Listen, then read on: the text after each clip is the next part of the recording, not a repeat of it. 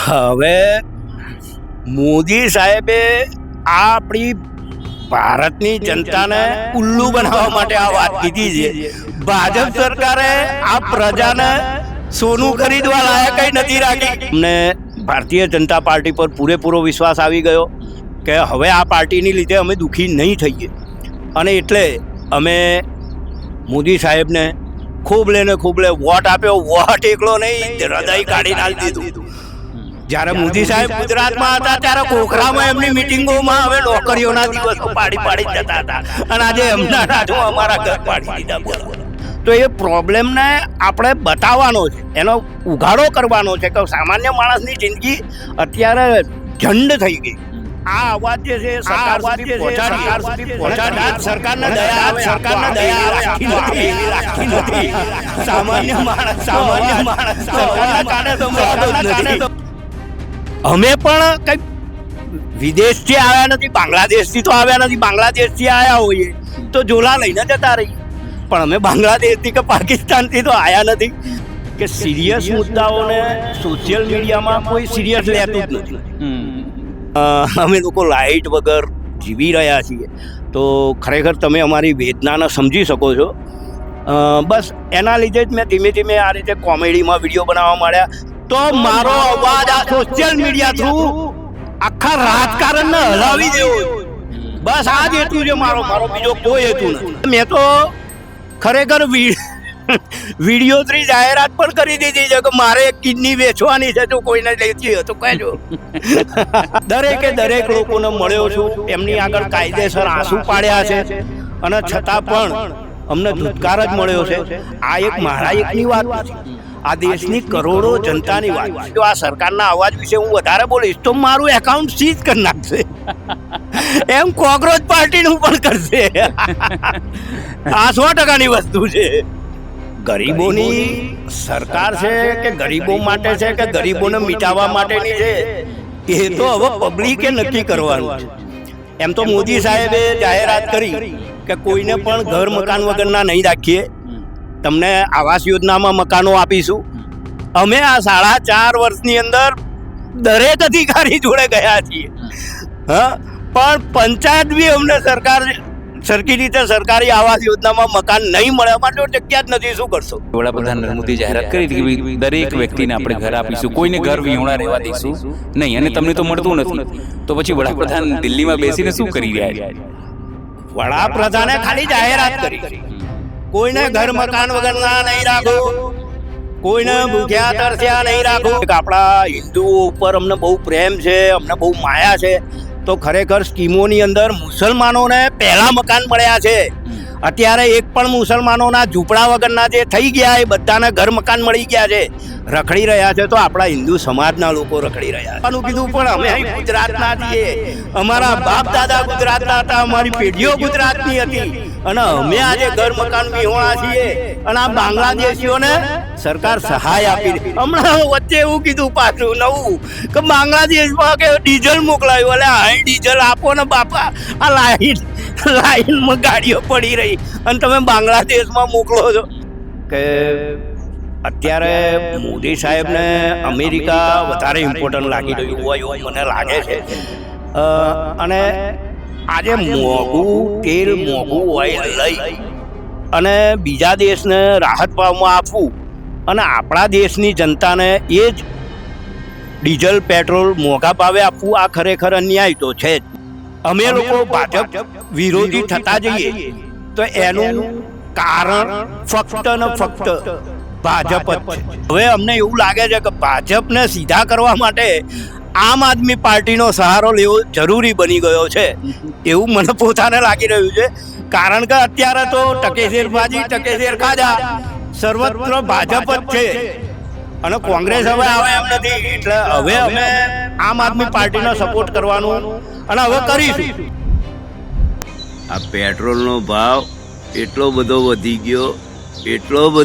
ગયો કે પેલી સિરિયલ આપણે જોતા હતા ને, ક્રાઇમ પેટ્રોલ, એનું નામ બદલીને ક્રાઇમ વોટર કરી નાખ્યું. બોલો. મેં ખાલી ભાજપ વિરોધી વિડીયો જ નથી બનાવ્યો, મેં ભાજપના રાજમાં જે પ્લસ પોઈન્ટ છે એના પણ વિડીયો બનાવ્યા.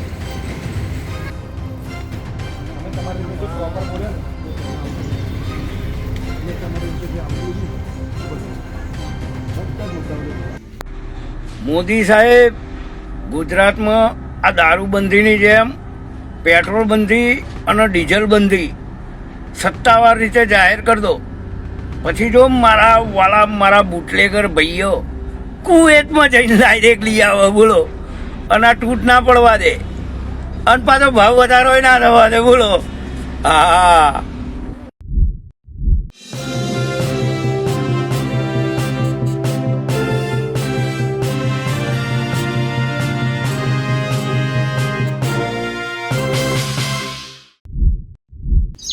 મારી બાજુમાં જે શખ્સ બેઠા છે, જે વ્યક્તિ બેઠા છે, તમે એમને જોતા હશો સોશિયલ મીડિયા ઉપર.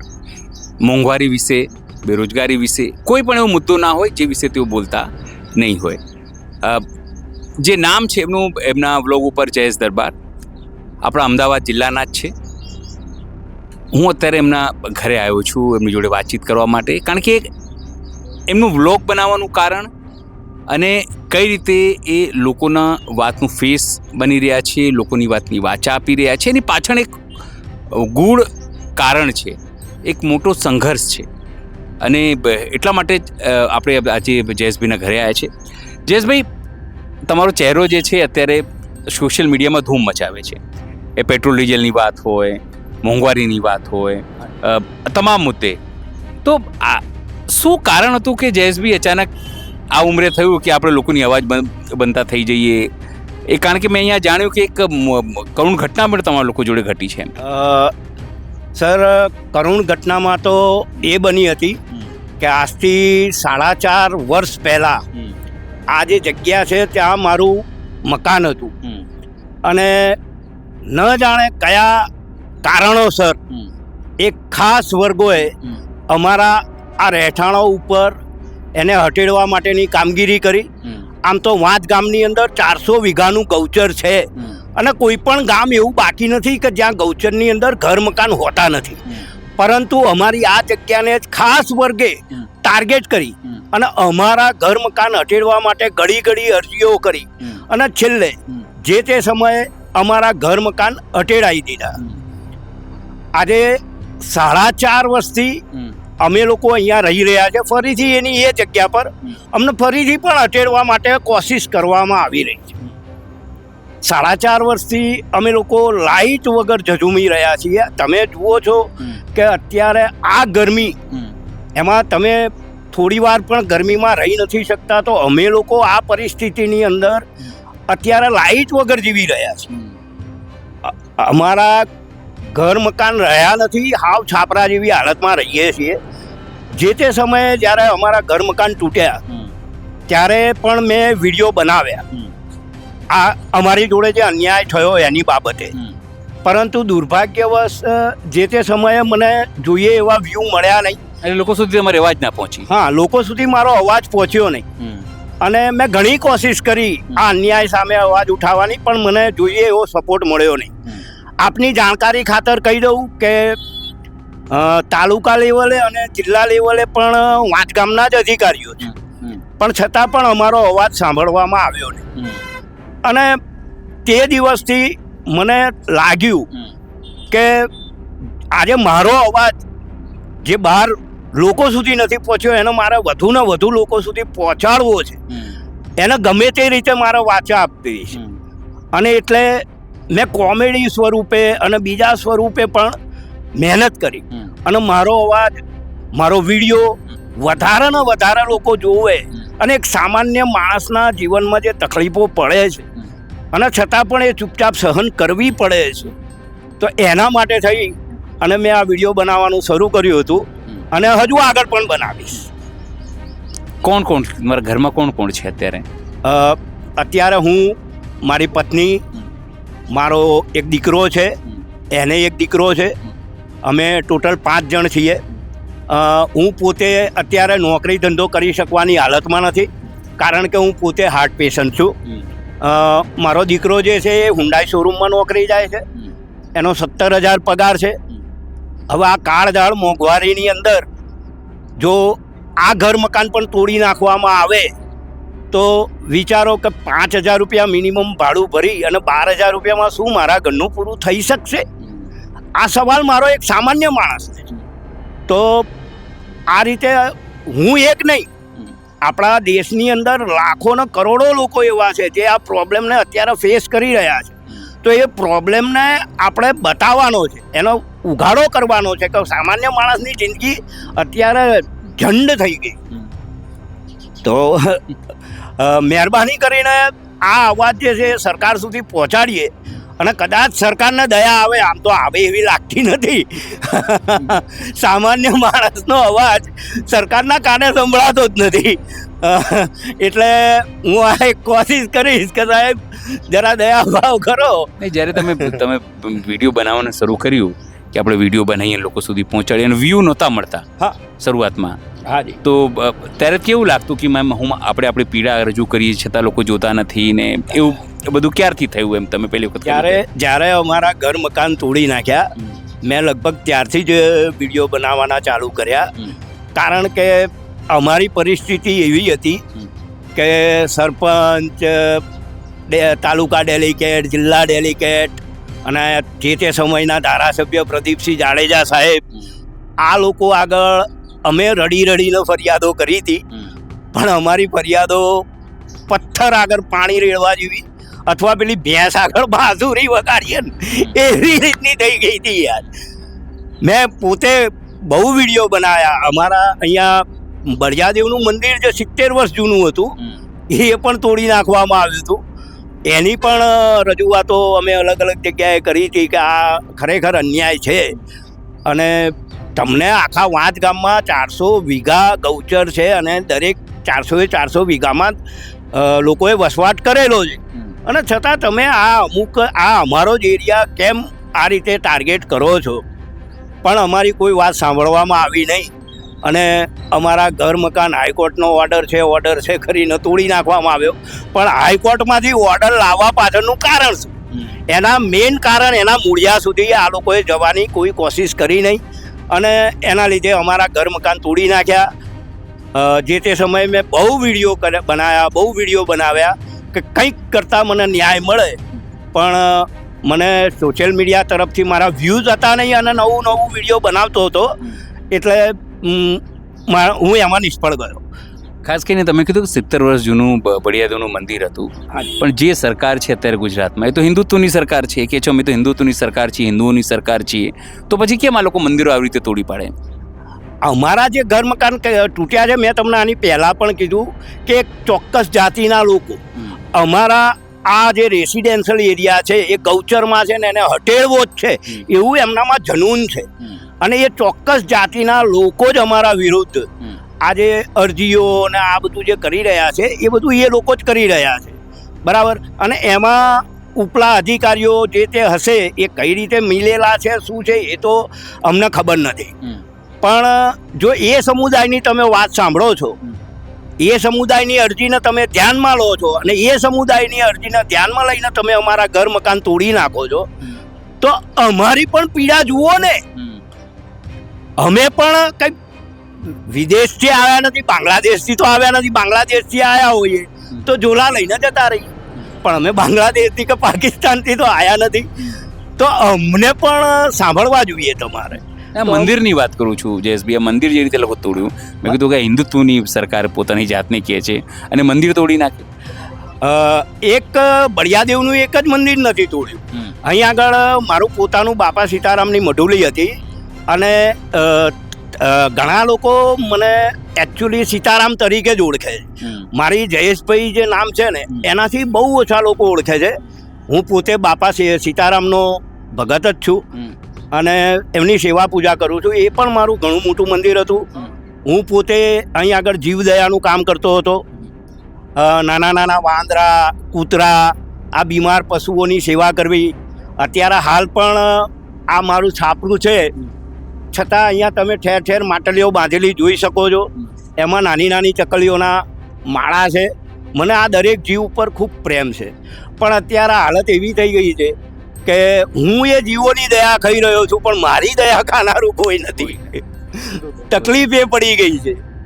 પણ જ્યારે તમે સમજો પહેલો તમારો વિડીયો તમે બનાવ્યો હશે એના વ્યૂ મળ્યા હશે ત્યારે તમને કેવું લાગ્યું કે ના ચલો કમસે કમ લોકોએ જોવાનું ચાલુ કર્યું?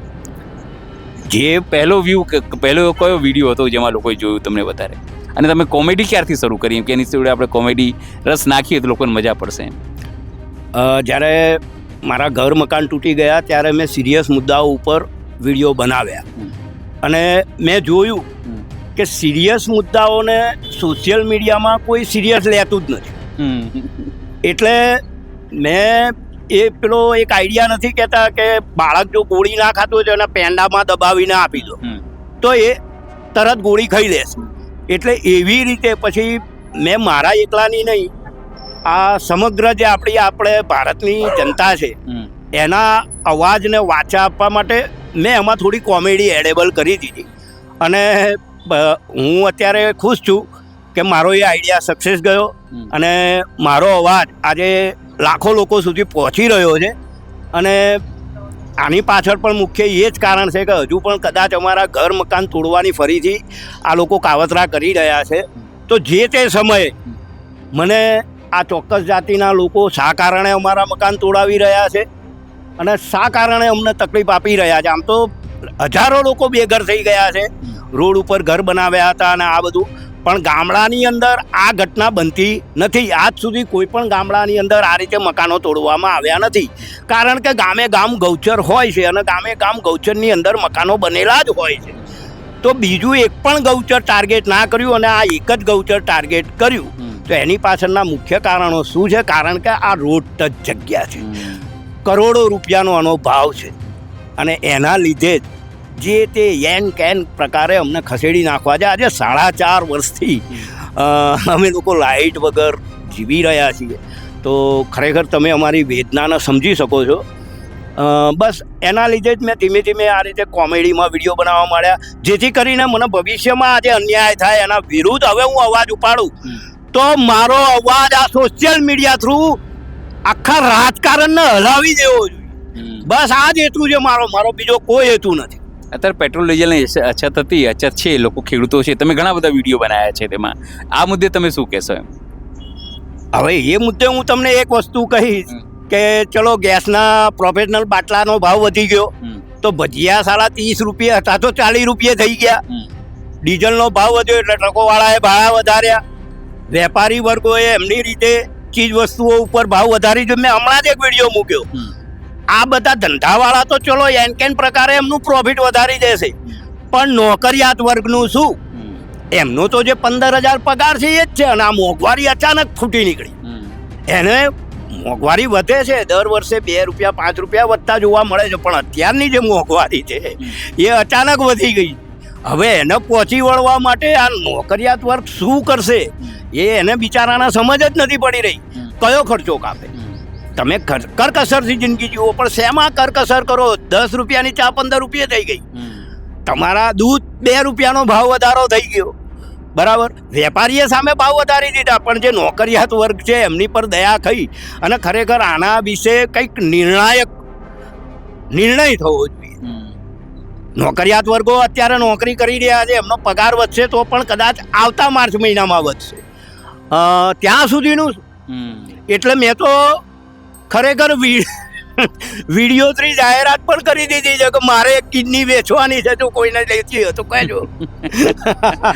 જયેશભાઈ, અત્યારે કોકરોચ પાર્ટી વાળી લોકો ખબર ચર્ચા છે, કોકરોચ પાર્ટી, શું માનશો તમે એના વિશે?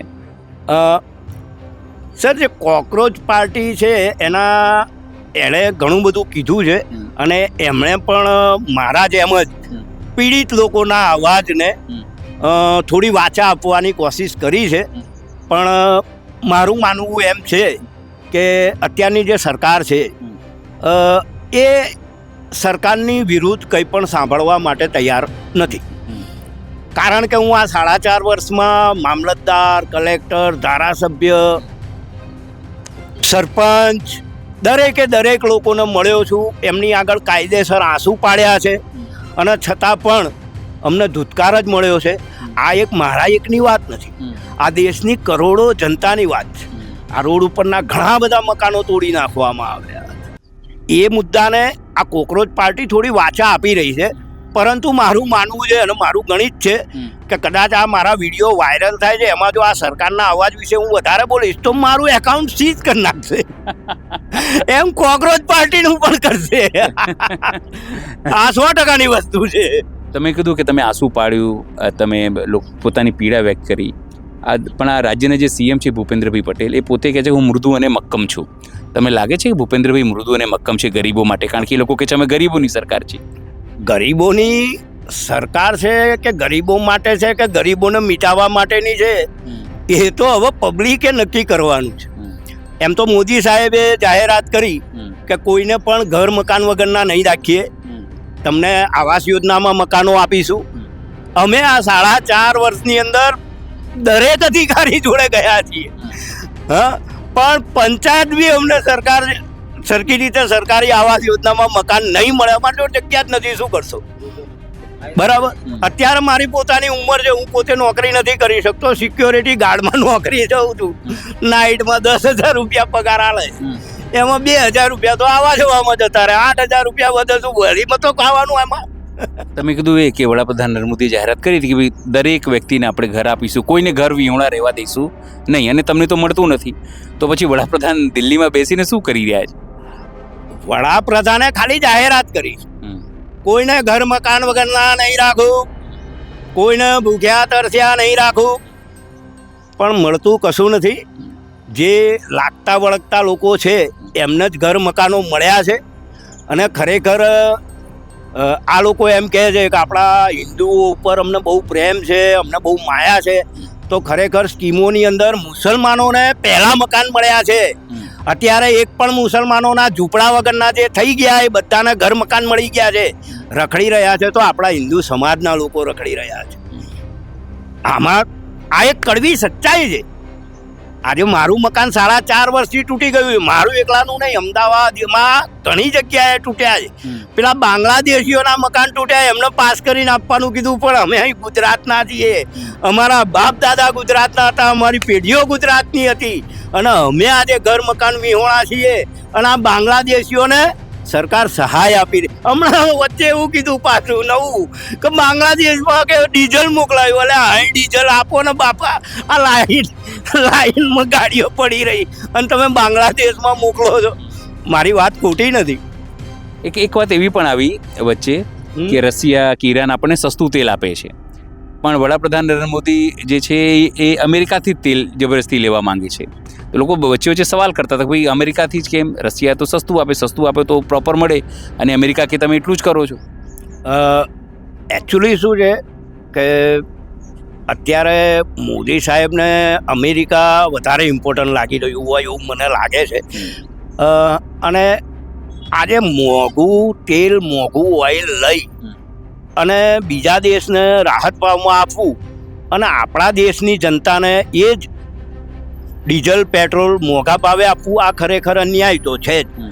પણ મેં તમને કહ્યું તેમ આપણા ભૂપેન્દ્રભાઈ સાહેબ કહે છે કે ભાઈ અમે ગરીબો માટે છીએ અને આની માટે છીએ, તો એક બાજુ તમે એમ કહો છો કે બાંગ્લાદેશીઓને દેશમાંથી કાઢો, પાકિસ્તાનીઓને દેશમાંથી કાઢો, અને બીજી તરફ તમે લોકો એમને પણ સહાય કરો છો, તો આમાં પબ્લિકને શું સમજ?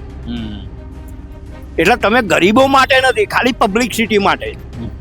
આ વસ્તુ મને લાગે.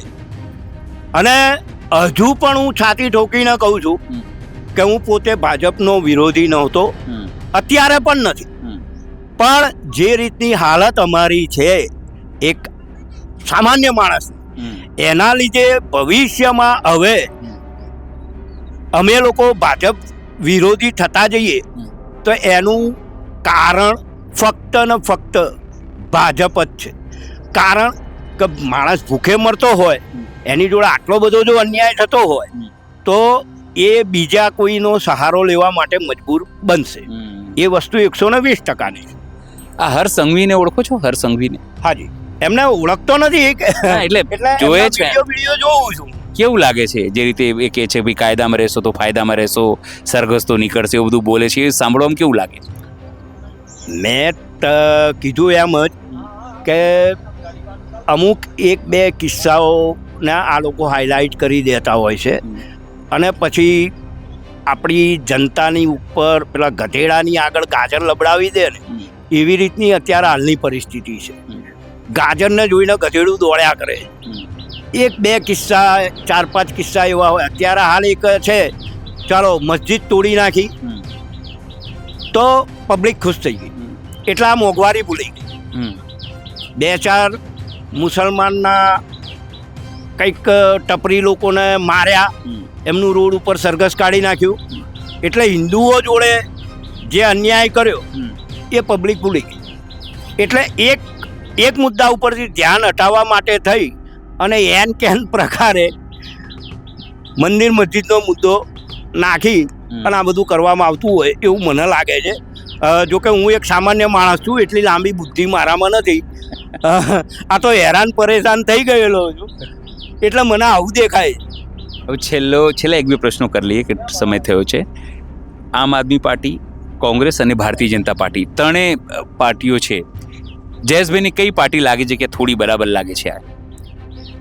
અત્યાર સુધી તો આ જ્યારે કોંગ્રેસ હતી ત્યારે પણ હું પોતે વોટ કરતો હતો, અને ત્યારબાદ કોંગ્રેસમાંથી અમને એવું લાગ્યું, રાજીવ ગાંધી ગયા પછી કોંગ્રેસ પાર્ટી ખગડી ગઈ હતી, એટલે અમને લોકોને બધાને ભારતીય જનતા પાર્ટી પર વિશ્વાસ આવ્યો. મને એકલાને નહીં, દેશના કરોડો લોકોને એમની પર વિશ્વાસ આવ્યો.